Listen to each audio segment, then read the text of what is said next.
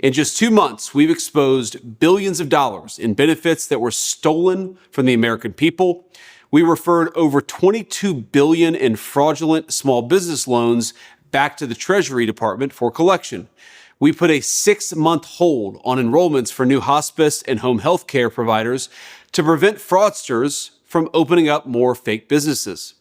We've recovered taxpayer funds from the $135 billion stolen after the floodgates were opened to unemployment fraud during COVID.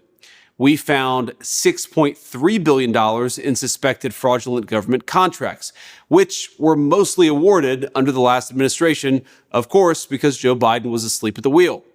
We blocked $60 million in student aid fraud that should have gone to young people trying to get an education, but instead it went to fraudsters. As chair of the task force, one of my first actions back in February was to get back to where this whole story began and bring justice to victims of fraud in Minnesota.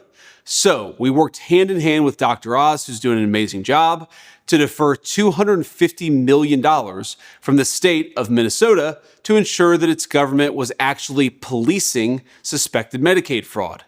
But it didn't stop there. Weeks later, we deferred an additional $90 million because Minnesota's leaders didn't get the picture the first time. All we want to do is work with the state of Minnesota to stop the fraud, but if they're not going to take this seriously, we have to, and we have to force them to do so as well. And just a few weeks after that, 22 search warrants were executed targeting scammers, defrauding daycare and autism centers in the state, including the infamous Somali-run Quality Leering Center. Don't send your kids there. Our message is simple. If you're committing fraud, our task force will find you.